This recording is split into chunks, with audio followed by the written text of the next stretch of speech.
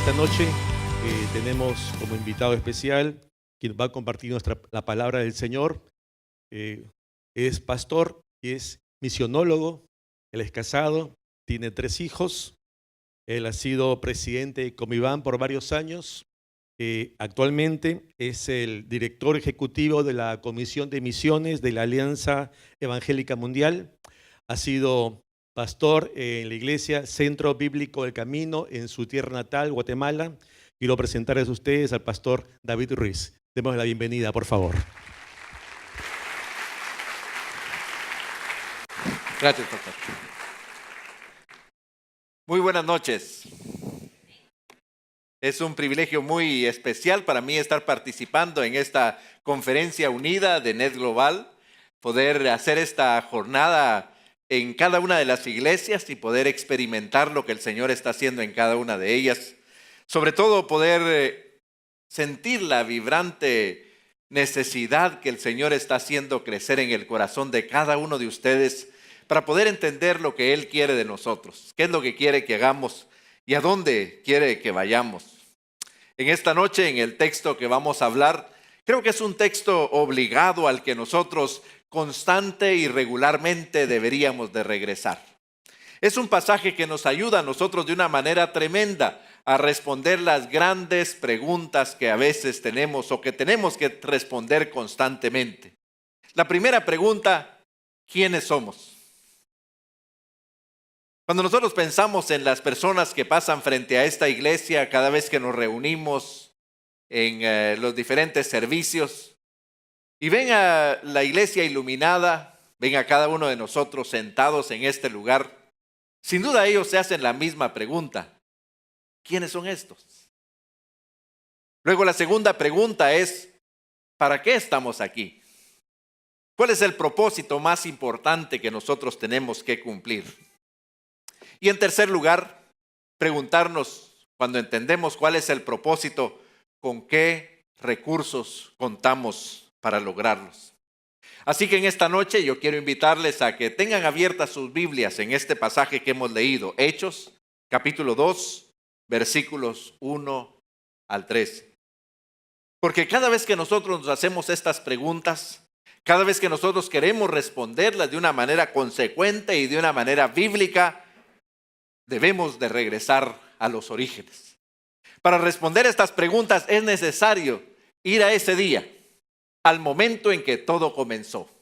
Para preguntar quiénes somos nosotros como iglesia de Jesucristo, debemos volver al día de Pentecostés. Porque es precisamente este día cuando todo comenzó. Y en medio de esta lectura, en el día de Pentecostés, podemos encontrar nosotros en primer lugar que este es el lugar donde fluye la iglesia de nuestro Señor Jesucristo. Podríamos decir que el día de Pentecostés es el altar de donde sale el agua de vida que va llenando de vida todos los lugares por donde va pasando. El capítulo 2 del libro de Hechos es un lugar donde nosotros debemos de reflexionar constantemente para poder enriquecer nuestra comprensión de quiénes somos. Para aclarar, como decía, el motivo del por qué hacemos lo que hacemos y sobre todo para afirmar el significado de lo que somos. El escritor de esta carta, de este libro, del libro de los Hechos, escribió también un evangelio, como ustedes saben, es el evangelista Lucas. Y en el evangelio de Lucas, el capítulo 24, versículo 49, Lucas prepara el escenario para este momento. Cuando registra que el Señor Jesucristo, luego de haber resucitado, se reúne con sus discípulos y les da claras instrucciones. Y les dice las siguientes palabras: pero vosotros, he aquí yo enviaré la promesa de mi Padre sobre vosotros. Pero quedaos vosotros en Jerusalén hasta que seáis investidos con el poder de lo alto. Tal como leemos al principio de este pasaje, los discípulos hicieron exactamente lo que el Señor les había mandado. Estuvieron ahí en oración, en una santa expectación de que algo iba a suceder que podría ayudarles a ellos a comprender particularmente hacia dónde iba. ¿Cuál era el camino que debían de seguir?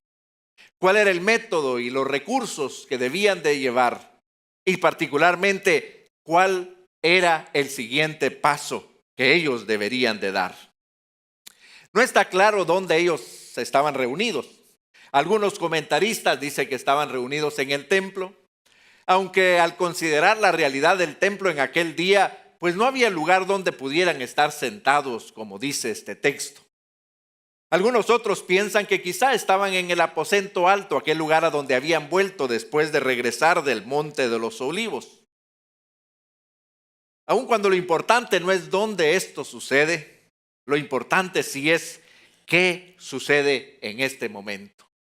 Y cuando leemos este pasaje, nos damos cuenta que de repente, de una manera que no era de acuerdo al plan de ellos, sino particularmente de acuerdo al plan de Dios, un viento vino fuertemente sobre ellos. Y la palabra, como el Señor Jesucristo lo ha dicho, soplaba el viento por cualquier lugar, pero aquí en este momento llena ese lugar. Luego, dice el texto que vieron algo como lenguas de fuego que se separaron y se depositaron sobre cada uno de ellos, como vemos en el versículo 3. No solo fuego, sino lenguas de fuego que se reunieron y se separaron y se posaron sobre cada uno de los discípulos. Cada vez que nosotros recordamos este pasaje, ¿no es cierto que hay dos símbolos que nosotros recordamos de este evento? El primero de ellos es el viento. Este es el primer símbolo.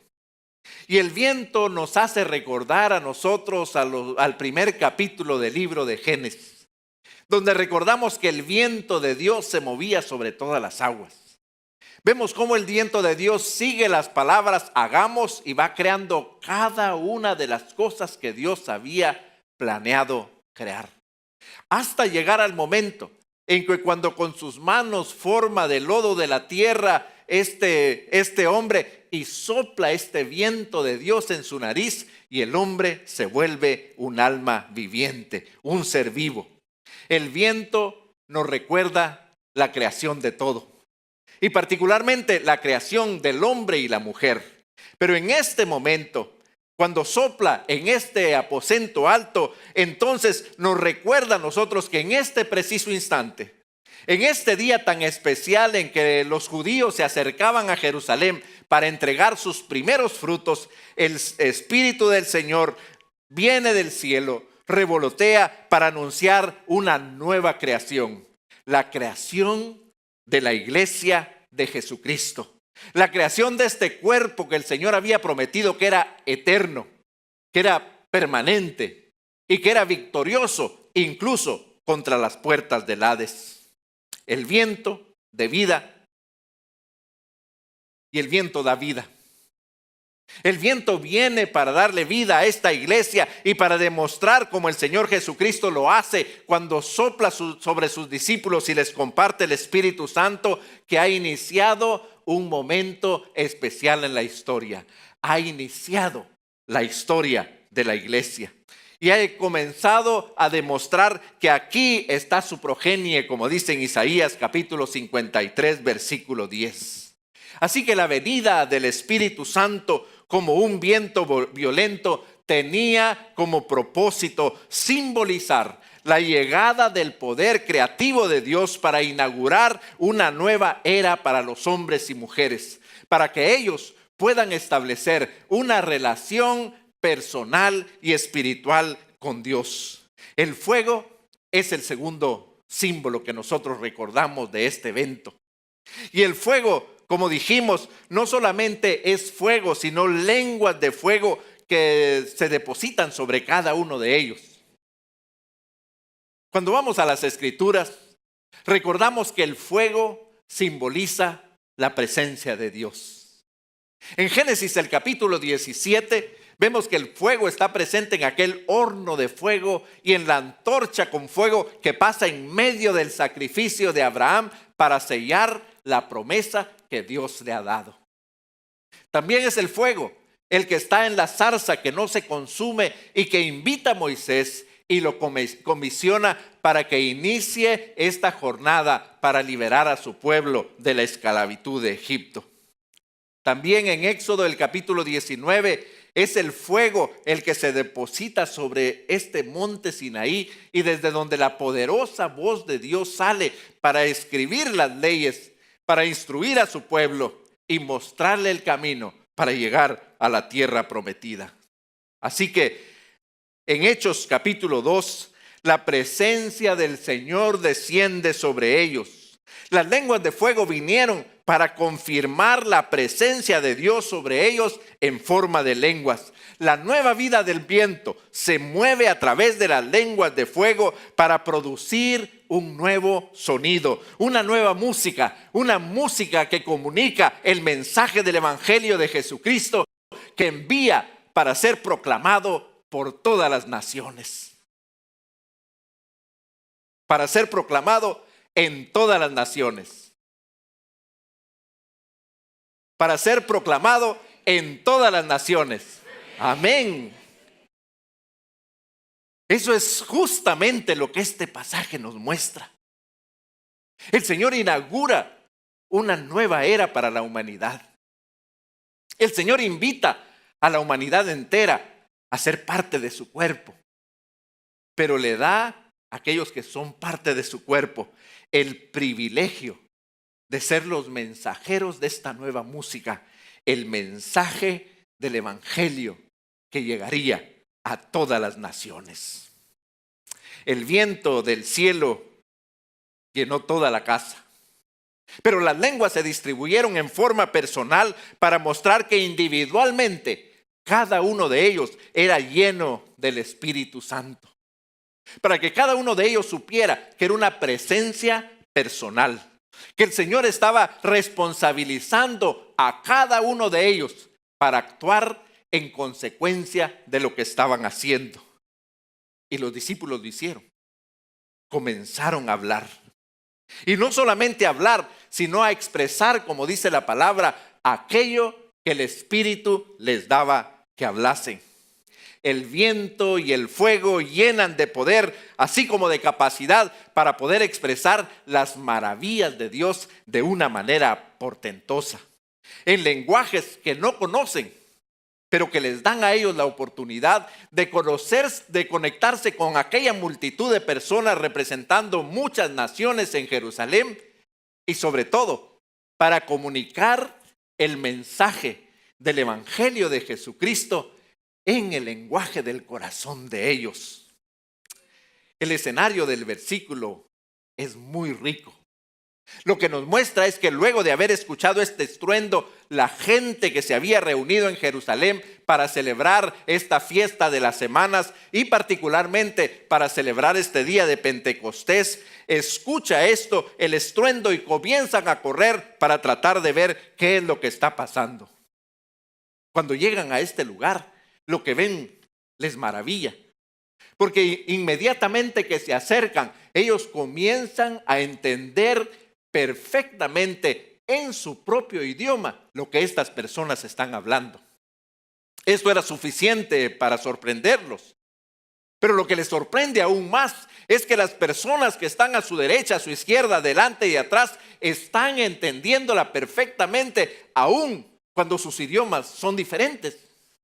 Y en este momento, entonces, tan pronto como llegan, independientemente del idioma que tienen, ellos comprenden completamente lo que ellos decían. Les sorprende porque se dieron cuenta que habían partos, que habían medos, que habían personas elamitas de Mesopotamia, Judea, Capadocia, del Ponto, de Asia, de Frigia, de Egipto, de Libia, de Roma. Todos estaban entendiendo completamente lo que los hombres estaban diciendo, pero ninguno de ellos comprendía lo que estaba pasando. ¿Alguna vez se ha sentido usted así? ¿Alguna vez se ha encontrado en una situación en la que no encuentra categorías en su mente para colocarlo? Yo recuerdo en una ocasión en la que estaba volviendo de la universidad. Iba manejando en un lugar más bien despoblado y de pronto de un lugar donde no sé, hubo un estruendo, una iluminación, y todo el panorama se vistió de un color verde intenso por una fracción de segundos. Hasta el momento no sé lo que sucedió, pero en mi mente sigue esa incógnita porque nunca encontré un lugar donde colocar esta experiencia. Cuando nosotros nos enfrentamos a experiencias como estas, así como las personas que estuvieron en el día de Pentecostés, nosotros comenzamos a hacernos preguntas y nos damos cuenta que tenemos más preguntas que respuestas. Pero es necesario que nosotros hagamos las preguntas correctas para que podamos recabar la información adecuada que nos ayude a comprender el problema y a encontrar una solución. Eso es lo que sucede aquí. Nos damos cuenta que al igual que a los discípulos, así como el Espíritu Santo los toca a ellos y los mueve a abrir sus bocas y a proclamar las maravillas de Dios de una manera poderosa, de la misma manera el Señor mueve a esta multitud para acercarse a este lugar y para tener en su corazón las preguntas correctas para poder comprender lo que el Señor quiere comunicarles a ellos. Encontramos 3 preguntas aquí que yo les invito a que ustedes me acompañen a descubrirlas, pero también a encontrar sus respuestas. 3 preguntas que nos ayudan a comprender aquello que el Espíritu está desafiando a los discípulos y a todas las personas a hacer. Aquello que nos desafía a seguir adelante, a comenzar algo nuevo y a comenzar este nuevo viaje. ¿Quiénes son? Es la primera pregunta que encontramos en el versículo 7. Cuando dice, y estaban atónitos y maravillados diciendo, mirad, ¿no son galileos estos que hablan? Esta es la primera pregunta. Y ellos no pueden explicarse cómo estos galileos están haciendo esto. Como usted sabe, en los tiempos bíblicos, en este tiempo en particular en el que sucede en el día de Pentecostés, los galileos eran muy fáciles de identificar. Tenían un acento muy particular que inmediatamente que abrían sus bocas y comenzaban a hablar, la gente sabía que eran galileos. Pero adicionalmente, como leemos en las Escrituras, también ellos gozaban de la animadversión y el rechazo natural de la mayoría. Así que la gente le sorprende. ¿Cómo es posible que este puñado de personas, de pescadores, de personas iletradas, sin ningún grado académico, donde están mezclados pescadores, nacionalistas, recogedores de impuestos y otras personas, estén hablando idiomas que nunca han escuchado, idiomas que no conocen, pero que están hablándolo de una manera clara y poderosa? Eso era lo suficientemente sorprendente para ellos, pero más sorprendente fue cuando pudieron escuchar las palabras y se dieron cuenta que estaban hablando de las maravillas de Dios en palabras perfectamente articuladas, inspiradas, y que estas maravillas de Dios estaban llegando directamente al corazón de cada uno de ellos. La presentación del mensaje de Jesucristo estaba siendo perfectamente comprensible para ellos y esto fue impactante, parecía imposible. No son el tipo de personas que hacen estas cosas. Dios había hecho algo había sucedido y ellos se preguntan, ¿quiénes son? Y la respuesta a esta pregunta es que el Espíritu Santo había transformado a un grupo de personas timoratas escondidas en un aposento alto, en poderosos predicadores del Evangelio de Jesucristo. Amén. Antes de eso, ellos estaban a puerta cerrada. Antes de eso, ellos estaban temerosos acerca del futuro. Antes de eso, ellos no sabían lo que iban a hacer. Pero el Espíritu Santo desciende sobre ellos e inmediatamente el Espíritu los transforma en poderosos mensajeros del Evangelio. Aquellos que estaban a puertas cerradas, con las puertas acuñadas, esperando que nadie tocara y que nadie se acercara, ahora lo único que quieren hacer es abrir las puertas, salir y proclamar este mensaje que el Señor les había dado a ellos. Hermanos, ese mismo espíritu ha descendido sobre nosotros. ¿Lo cree usted? Ese mismo espíritu nos da a nosotros la misma capacidad. Y ese mismo espíritu que transformó aquel grupo de personas timoratas escondidas en un aposento alto, en poderosos predicadores del evangelio, el día de hoy promete transformarnos a nosotros en predicadores del evangelio de Jesucristo, en palabra y en obra. ¿Cree usted eso? Amén. La iglesia de Jesucristo necesita volver vez tras vez a esta pregunta y preguntarnos quiénes somos nosotros para que podamos recuperar esa identidad correcta de quiénes somos. Un grupo de personas que cumplimos la gran comisión. Un grupo de discípulos de Jesucristo que hemos sido llamados para ser mensajeros poderosos del evangelio de Jesucristo. Tenemos la tentación muchas veces de pensar en todas nuestras limitaciones. ¿No es cierto que a veces nosotros nos paramos frente al espejo y nos vemos ahí por un momento y decimos, proclamar el evangelio, yo, ay, no creo. No tengo esto, no tengo estudios, no he pasado por este curso, no he pasado por el otro. Y encontramos todos los obstáculos posibles para excusar que nosotros no tenemos esta capacidad, o más bien que no somos nosotros las personas indicadas.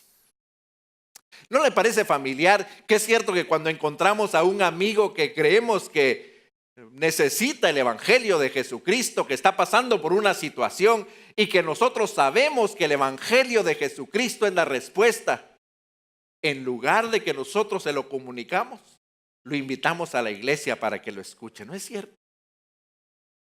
¿No es cierto que a veces cuando hay miembros de nuestra familia o vecinos que deben escuchar el mensaje del evangelio de Jesucristo, lo que hacemos es organizar a veces una comida especial, una reunión, e invitamos al pastor para que venga y los evangelice? Este pasaje nos recuerda que nosotros debemos recuperar nuestra identidad. Cada uno de nosotros que hemos sido transformados por el poderoso mensaje del evangelio, cada uno de nosotros que hemos sido rescatados de nuestros delitos y pecados, cada uno de nosotros que hemos sido hechos hijos de nuestro Señor y que hemos sido miembros, hemos sido llamados a ser miembros de la iglesia, tenemos esta misma capacidad. Hemos sido transformados de personas timoratas en poderosos mensajeros del evangelio de Jesucristo. Amén. Gloria al Señor por esto. La segunda pregunta es la pregunta: ¿qué hicieron? ¿O cómo hacen esto? Y esta es la pregunta que nos ayuda a nosotros a identificar de dónde viene el poder para que nosotros podamos desarrollar nuestro ministerio.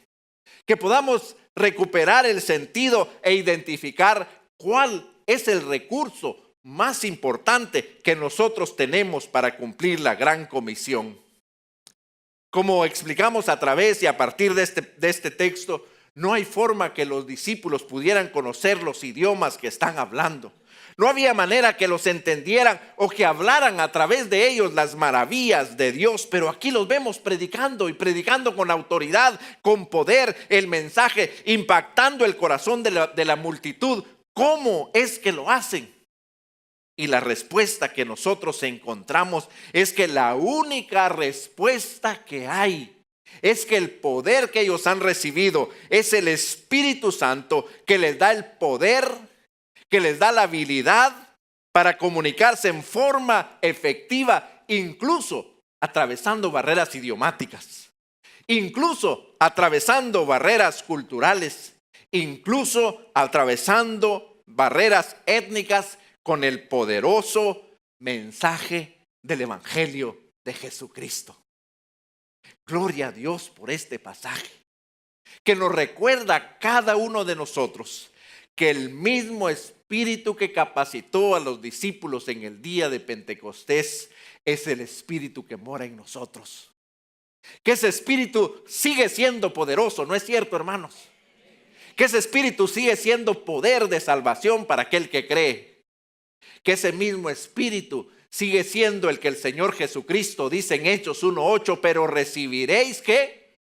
Poder cuando haya venido sobre vosotros ¿qué? El Espíritu Santo, y como consecuencia ¿qué? Y me seréis testigos. ¿Ve la conexión? Eso es lo que el Señor nos está diciendo.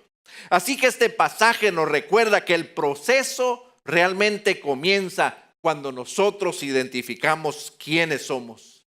Que nuestra identidad en Cristo nos exige que nosotros actuemos en consecuencia. Pero que luego de recuperar el sentido de quiénes somos, nosotros recordemos que el recurso más importante que nosotros tenemos para afirmar nuestra identidad y hacer lo que el Señor nos ha llamado a hacer es el Espíritu Santo. ¿Cómo hacemos eso? Lo hacemos porque estamos llenos del Espíritu Santo. Amén. Gloria al Señor por esto. Así que, hermanos, la tercera pregunta muestra que el Espíritu Santo verdaderamente reunió a estas personas en este momento. Porque lo que generalmente nosotros hacemos cuando enfrentamos o cuando estamos en algún momento como estos, suponiendo que en este momento nosotros escucháramos un estruendo poderoso como estos, ¿no es cierto que la pregunta correcta, la pregunta natural que nosotros haríamos sería, ¿qué fue eso? ¿Qué pasó? Pero vemos que el Espíritu Santo está en control, porque la pregunta que ellos hacen es, ¿qué significa esto? Esta es la pregunta correcta. No qué ha sucedido, sino qué significa esto. ¿Qué tiene esto que ver con nosotros? ¿En qué manera esto nos afecta a nosotros que en este momento estamos escuchando el Evangelio? Dijeron ellos. ¿Qué significa esto?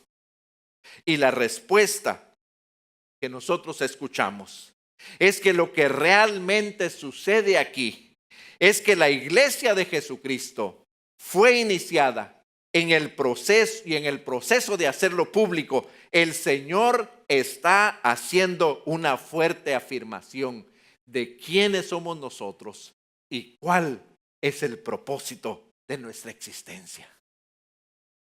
¿Entiende ahora el pasaje, mi querido hermano y hermana? ¿Entiende ahora lo que esto significa? ¿Lo entiende? Lo que este pasaje significa es que nos recuerda a nosotros quiénes somos. Y de todo lo que nosotros podemos pensar, que estamos reunidos, que somos la iglesia, que tenemos esta denominación y la otra, que nos reunimos en este lugar, todo lo que el Señor quiere que tengamos claro es que nosotros somos poderosos predicadores, instrumentos para comunicar poderosamente el mensaje del Evangelio de Jesucristo. ¿Cree usted eso? Eso es lo que nos muestra el Señor Jesucristo. Miren, esas personas que le decía que pasan afuera y ven el templo iluminado y se preguntan, ¿quiénes son esos? Necesitan saberlo. Necesitan saber que nosotros estamos aquí no como un pequeño pueblo muy feliz. Que estamos aquí no como un club social. Que estamos aquí no porque aquí es cómodo, porque aquí hablamos el mismo idioma, porque nos conocemos. Estamos aquí recordando nuestra identidad. Estamos aquí constantemente siendo desafiados como el día de hoy a recuperar nuestra identidad. Pero para que ellos lo sepan, nosotros tenemos que salir. Porque las personas que pasan allá al frente y se preguntan, ¿quiénes son estos? Son personas en crisis. Son personas en medio de dificultades. Son personas cuyos matrimonios están rotos. Son personas con dificultades en sus hogares, en sus trabajos. Son personas con adicciones y con muchas situaciones que nosotros sabemos que el Evangelio de Jesucristo es poder y que ellos lo necesitan. Pero ellos no lo van a saber si nosotros seguimos reunidos aquí. De la misma manera que los discípulos lo hicieron en aquella ocasión. La primera cosa que los discípulos hicieron es abrir la puerta, salir y proclamar el Evangelio. Hablar de las maravillas de Dios. Muchas veces nosotros nos equivocamos. Y muchas veces nosotros pensamos que lo mejor de ser iglesia es este momento en el que nosotros estamos reunidos. No es cierto. Es tan bonito. Es tan agradable. Cantamos tan rico cada uno de estos cantos. Escuchamos mensajes tan poderosos. Pero la iglesia comienza a ser poderosa en el momento en que se apagan las luces. En el momento en que termina el servicio. Porque en este momento todas las personas que están afuera en medio de la crisis, en medio de dificultades, todas las personas que están afuera que tienen una crisis existencial que no saben qué hacer, tienen ahora la esperanza de que usted, como poderoso mensajero del Evangelio de Jesucristo, vaya y les comunique la respuesta. ¿Se da cuenta? Nosotros somos un pueblo de esperanza. Nosotros somos un pueblo que lleva la esperanza a todos, pero para que este pueblo sea efectivo, necesita aprender a salir del templo. Necesita salir con la certeza de quienes somos poderosos mensajeros del Evangelio. Pero podríamos preguntarnos, pero yo, hermano, pero si no he hecho esto, si no he tenido este curso, si no he hecho lo otro. Ahí viene la respuesta a la segunda pregunta. Y la segunda pregunta dice que el recurso más importante que nosotros tenemos es ¿cuál? El Espíritu Santo. Y tal como lo entendemos en la palabra, ese Espíritu mora en nosotros. Y el Espíritu Santo que hizo abrir la boca de los discípulos en el día de Pentecostés es el mismo Espíritu que quiere abrir su boca en el día de hoy. Gloria al Señor por eso. Hermanos, la iglesia de Jesucristo es esa comunidad de personas de todas las naciones, procedentes de diferentes estratos sociales, con diferentes profesiones, con diferentes mezclas de trasfondo, pero todos tenemos algo en común. Todos hemos sido salvados por la sangre de Jesucristo. Gloria al Señor. Pero todos hemos sido transformados con una nueva identidad. Y esta identidad es que nosotros somos hijos del Señor Jesucristo, miembros de su iglesia y por consecuencia mensajeros del Evangelio de Jesucristo. Somos miembros de su iglesia, llenos del Espíritu Santo para predicar el Evangelio de Jesucristo en todos lados, en todo tiempo. ¿Cree usted eso? Gloria al Señor por eso. Gloria al Señor.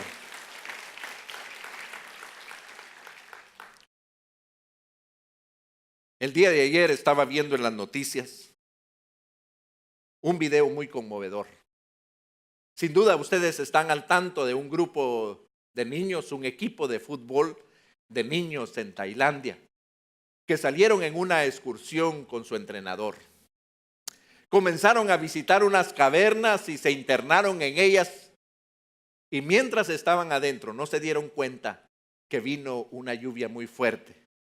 Y la lluvia ha hecho crecer el río que corría en estas cavernas y los fue encerrando y finalmente los dejó en una caverna sobre una pequeña porción de tierra que todavía estaba seca.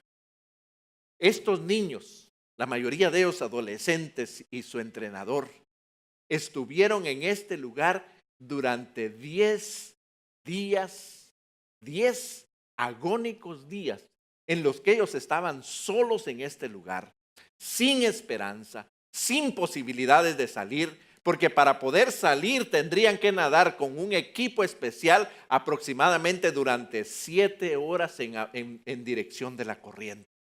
No tenían esperanza. El video que vi ayer es un video conmovedor. Es lo que graban los 2 buzos ingleses que descubren a estos niños. Si usted lo ha visto, sabe de lo que estoy hablando. Cuando ellos ven que se mueven las aguas, cuando ellos ven que comienzan a ver destellos de luz, los niños se llenan de emoción, y cuando salen los buzos y los iluminan y la cámara está grabando lo que está sucediendo, los niños lo único que pueden decir es gracias. Ellos les preguntan ¿cuántos son? Y los niños contestan gracias. Ellos les dicen ¿están bien? Y los niños contestan gracias.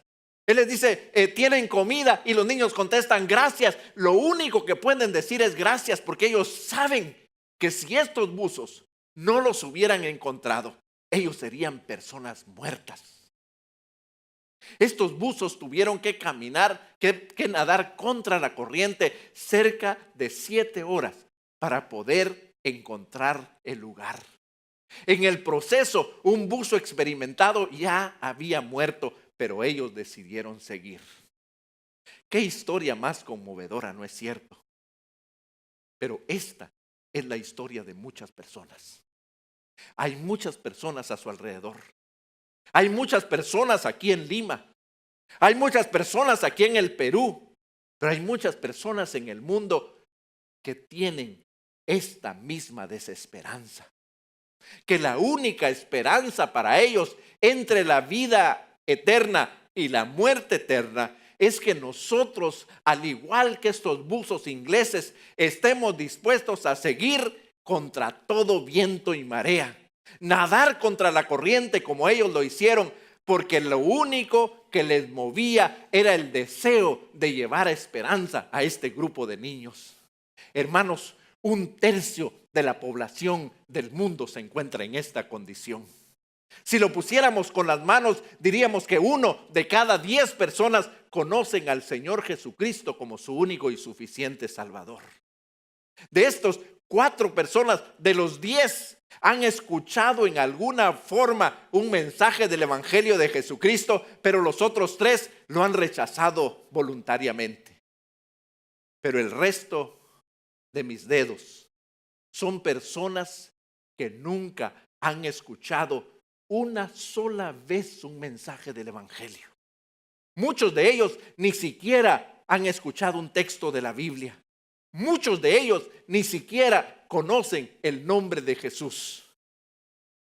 Las personas que lo han rechazado, las personas que han oído y han dicho que no, irán a una muerte eterna por su propia voluntad, por su propia decisión. Pero estas personas irán al infierno sin haber sabido que había esperanza para ellos, porque nadie se los ha dicho y nadie se los dirá si nosotros no hacemos nada al respecto. Yo les pregunto, ¿de quién es la culpa?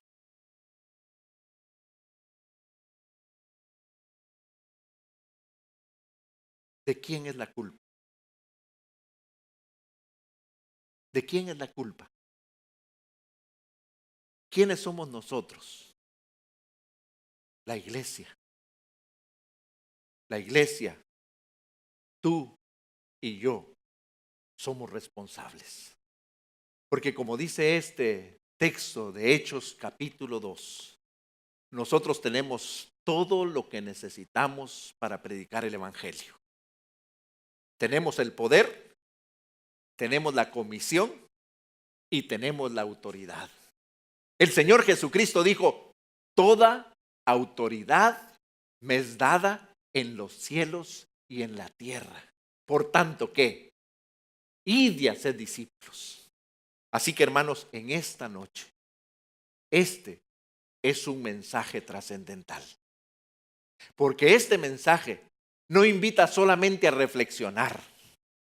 Porque este mensaje no solo nos invita a que nos sentamos contentos de quiénes somos y del poder que tenemos. Este pasaje nos invita a actuar en consecuencia. Porque si nosotros no lo haremos, ¿quién irá? Si nosotros no abrimos nuestras bocas, ¿quién lo dirá? Porque nosotros somos esos instrumentos. ¿Entiende la importancia de este pasaje? ¿Sí? Yo le invito a que inclinemos nuestros rostros en este momento y que tengamos un momento de oración. Y que en primer lugar le demos gracias al Señor por la salvación. Así que yo le ruego de todo corazón, si usted es miembro del cuerpo de Cristo porque ha sido limpiado por la sangre poderosa de Jesucristo y ha sido declarado su hijo y el Espíritu Santo mora en usted, yo le invito a que repita conmigo esta oración y diga en voz alta ahí donde usted está: Señor Jesucristo, yo te doy gracias por esta salvación tan grande, por la manera como tú, en tu gran misericordia, la enviaste a este lugar. Gracias, porque a través de ese mensaje obtuve la salvación, la vida eterna y la comunión contigo. Pero en esta noche yo quiero pedirte perdón porque no he hecho lo que tú me mandaste. Porque he guardado este tesoro en mi corazón y no lo he compartido efectivamente. En esta noche me arrepiento, pero me comprometo a que a partir de hoy quiero tener los ojos y los oídos abiertos para ver las oportunidades que tú me pondrás para compartir el Evangelio. Y las voy a aprovechar. Señor, estoy dispuesto.